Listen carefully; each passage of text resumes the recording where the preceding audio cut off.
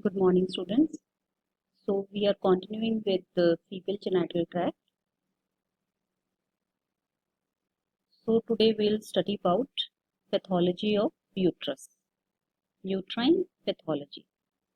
Uterus has two major components, myometrium and endometrium.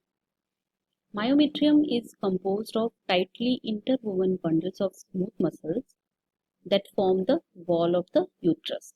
So myometrium forms wall of the uterus. And the internal cavity of uterus is lined by endometrium, which is composed of glands, endometrial glands, and stroma.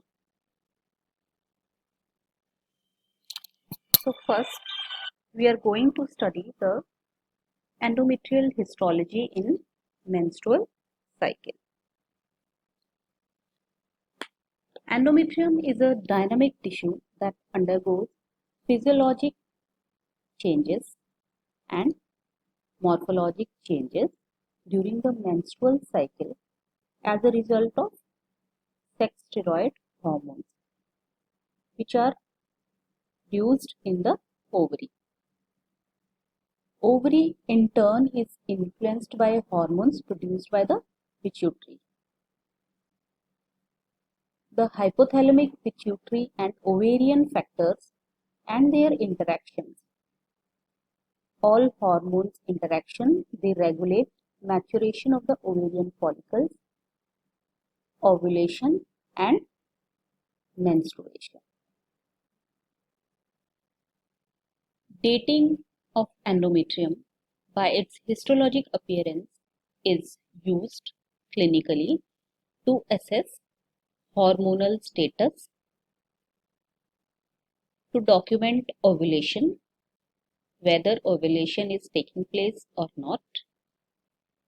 It determines the causes of endometrial bleeding, abnormal endometrial bleeding, and to assess infertility, to assess the causes of infertility.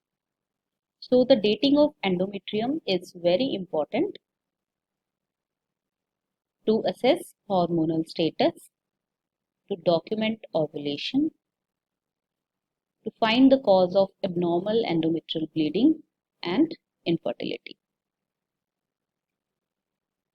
So as you all know, the cycle begins with the shedding of the upper half to 2/3 of the endometrium, which is known as functionalis. So functionalis is shed during the menstruation, upper half to 2/3 of endometrium. The remaining third of the endometrium under the influence of estrogen undergoes extremely rapid growth of both glands and stroma, leading to proliferative phase. So after shedding of the functionalis, the remaining third besalis undergo rapid growth of both glands and stroma, which is seen in proliferative phase.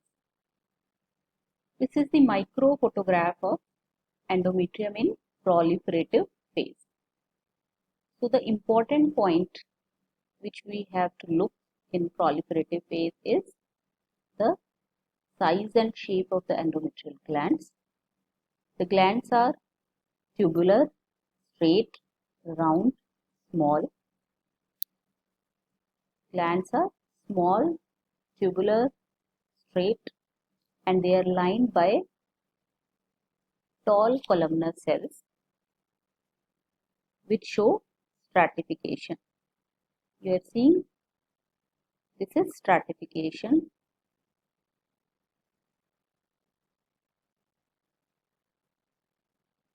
Then mitotic figures.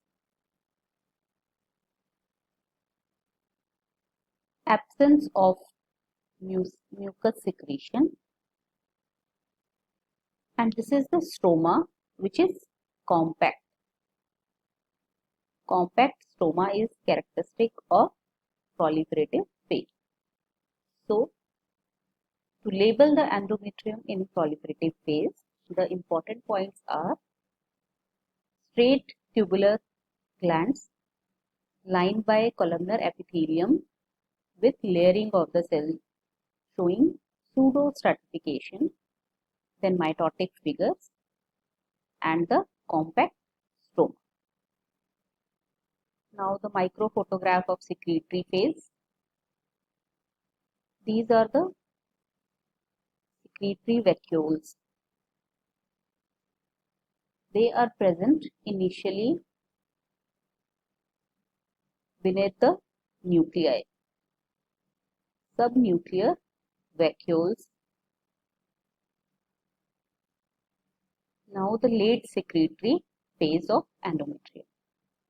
So in this microphotograph, what you are seeing is this endometrial gland, which is different from that of the proliferative phase in the sense that it is dilated, tortuous, dilated and tortuous, showing vacuoles, supranuclear vacuoles, and the secretion in the lumen. So, secretory activity is most prominent during the third week of menstrual cycle when the basal vacuoles progressively push past the nuclei. By the fourth week, the secretions are discharged into the gland lumens. When secretion is maximal between 18 and 24 days, the glands are dilated. By the fourth week, the glands are tortuous, producing a serrated appearance, giving them a sawtooth appearance. Sawtooth appearance is characteristic of secretory activity.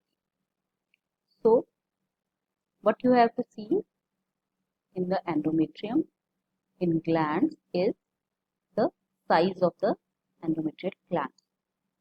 These are elongated, tortuous, sawtooth appearing glands with vacuoles and secretion in the lumen. And the stroma is loose as compared to the proliferative phase in which stroma is compact.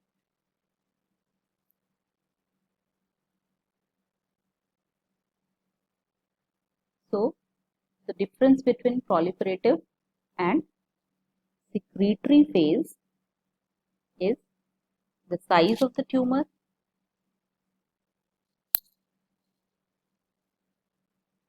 now the endometrial hyperplasia.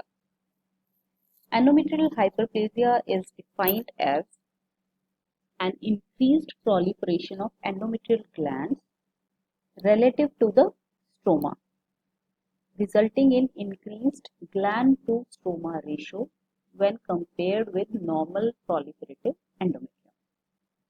So, increased proliferation of endometrial glands relative to stroma leading to increased gland stroma ratio, giving them back-to-back arrangement, back-to-back endometrial glands arrangement.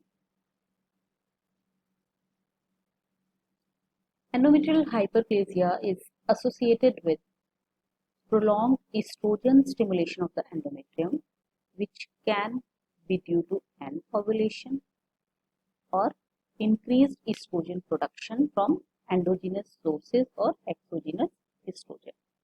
So basically, estrogen is the causative factor of endometrial hyperplasia. So the conditions associated with hyperplasia are obesity, menopause, polycystic ovarian disease, functioning granulosa cell tumors of the ovary, excessive cortical function, and prolonged administration of estrogenic substances.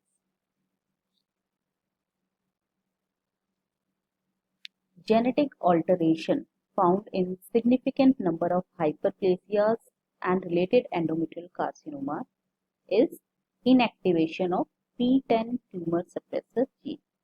So, gene involved is PTEN. Inactivation of PTEN tumor suppressor gene. So, based on architectural and cytologic features, endometrial hyperplasias are further divided into four major categories. Simple hyperplasia without atypia, simple hyperplasia with atypia.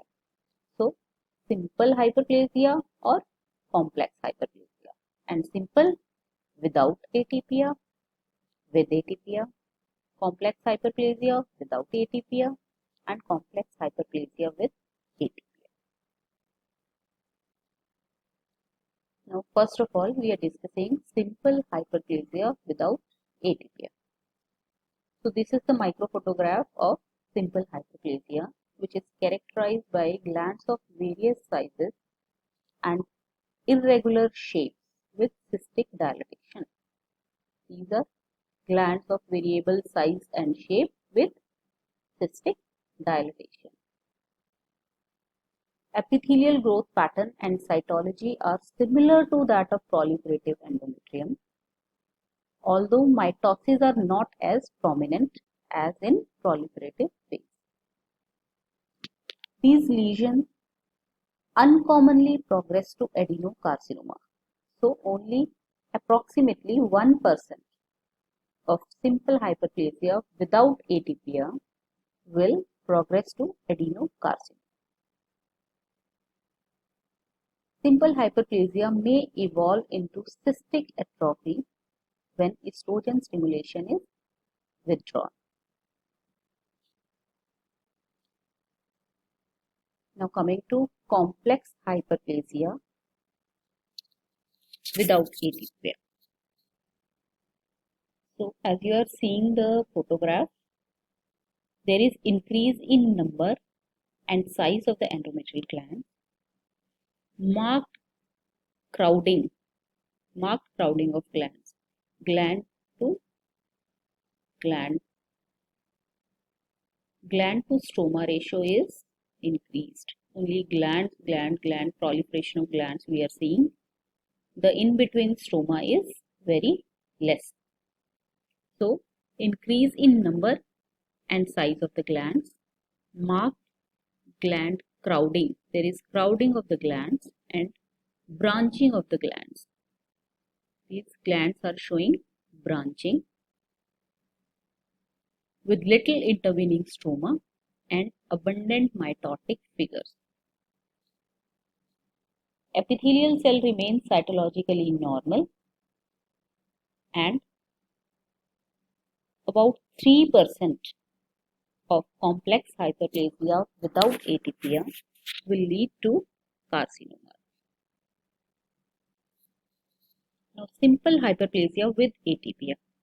Architecturally, it has appearance of simple hyperplasia, but there is cytologic atypia. So, with atypia, with the glandular epithelial cells as defined by loss of polarity, vesicular nuclei and prominent nucleoli. Atypical cells appear. Morphologically, the cell becomes rounded and lose the normal perpendicular orientation, basically loss of polarity. In addition, the nuclei have an open chromatin and conspicuous nucleoli. So, simple hyperplasia with atypia, they have approximately 8% chances to go into formation of carcinoma. Now, the complex hyperplasia with atypia. This is complex hyperplasia with atypia. Approximately 23% to 48% of the women with the diagnosis of complex hyperplasia with atypia have carcinoma when a hysterectomy is performed shortly after the endometrial biopsy or curettage. So, the chances to go into or progress into carcinoma is very high in complex hyperplasia with atypia.